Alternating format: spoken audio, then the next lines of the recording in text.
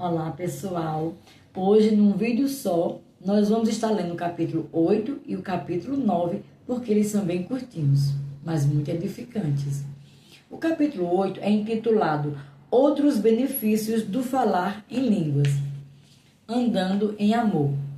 Sabemos que a palavra nos diz que a fé opera pelo amor, Gálatas 5, verso 6. O amor é para a fé o que a gasolina é para um carro. Assim como um carro não vai a lugar algum, a não ser que haja gasolina nele, a fé não irá a lugar algum, a não ser que o amor esteja alimentado. Quando o amor para de fluir, a fé não vai a lugar nenhum. Vós, porém, amados, edificando-vos na vossa fé santíssima, orando no Espírito, guardai-vos no amor de Deus. Judas capítulo 1, verso 20 e 21. Dedicar tempo para falar em outras línguas nos ajudará na nossa caminhada de amor. Quando você é confrontado com uma situação desagradável, em vez de falar o que não deve, dedique tempo para se pôr de lado e falar em outras línguas. Isso o ajudará a manter a sua carne sob o domínio do seu espírito. Se você falar com base nos sentimentos e emoções da sua carne, pode dizer algo que não deveria. Mas se falar a partir do seu coração, o amor de Deus está no seu coração, de modo que o amor responderá em lugar da ofensa. Subtítulo: Mortificando os atos da carne. Romanos 8,13 nos diz que mortificamos, amortecemos os feitos da carne através do Espírito. Todo homem tem coisas presentes na sua carne que o enganarão e farão com que ele erre o alvo se essas coisas ficarem fora de controle.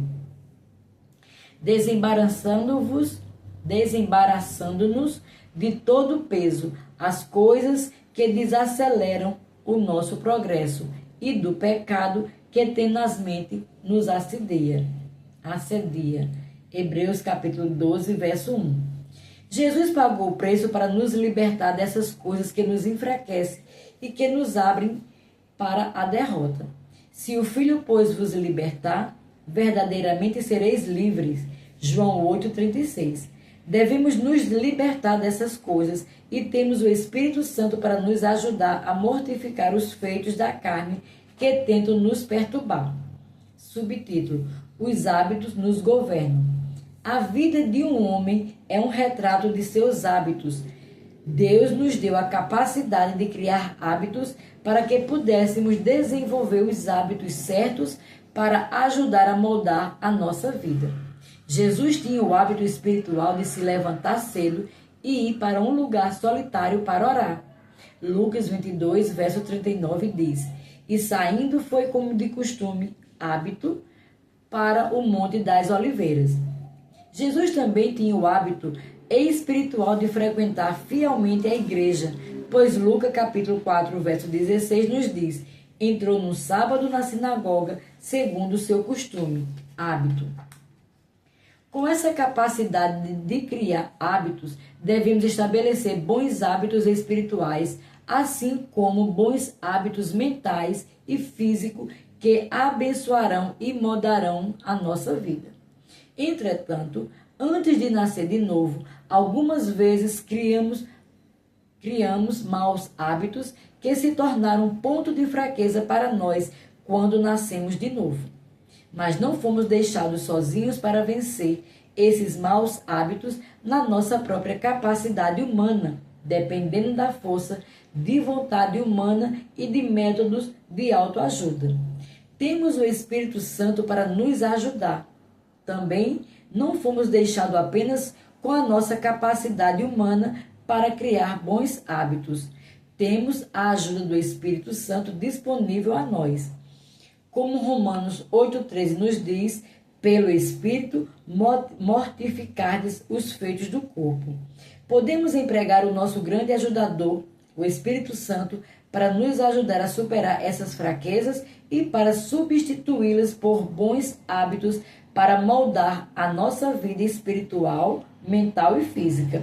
Somos fortalecidos no nosso espírito quando dedicamos tempo para orar em outras línguas.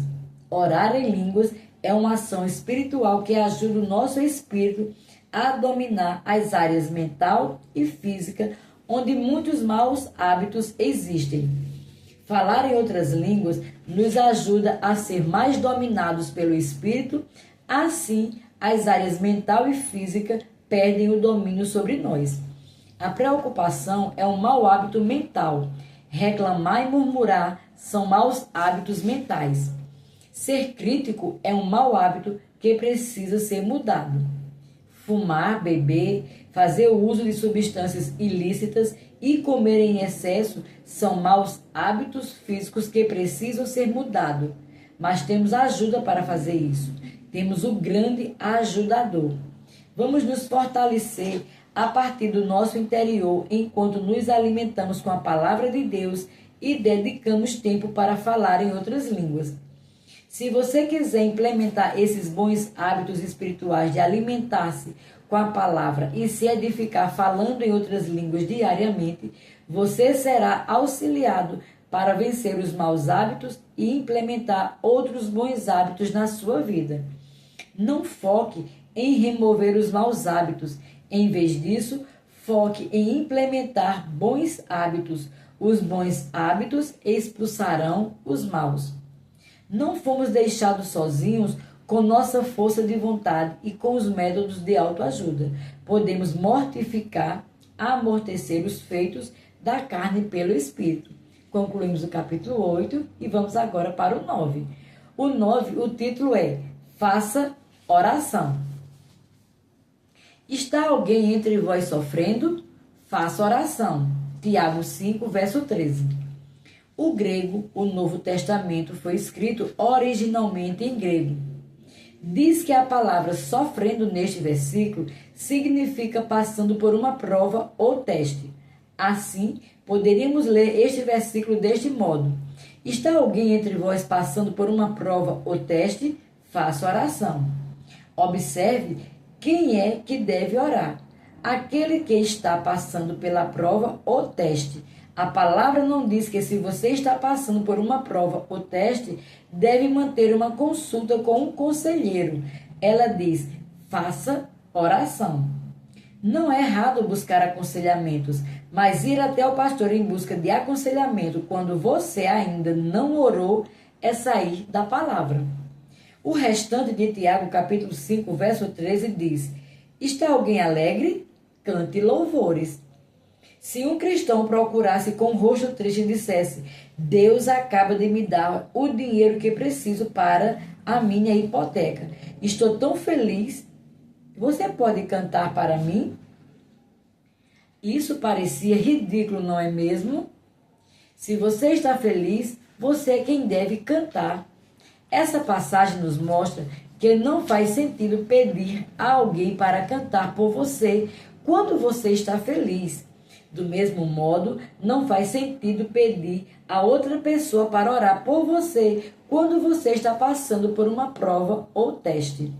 Se eu estou feliz, eu mesmo canto. Se eu estou passando por uma prova ou teste, eu mesmo oro.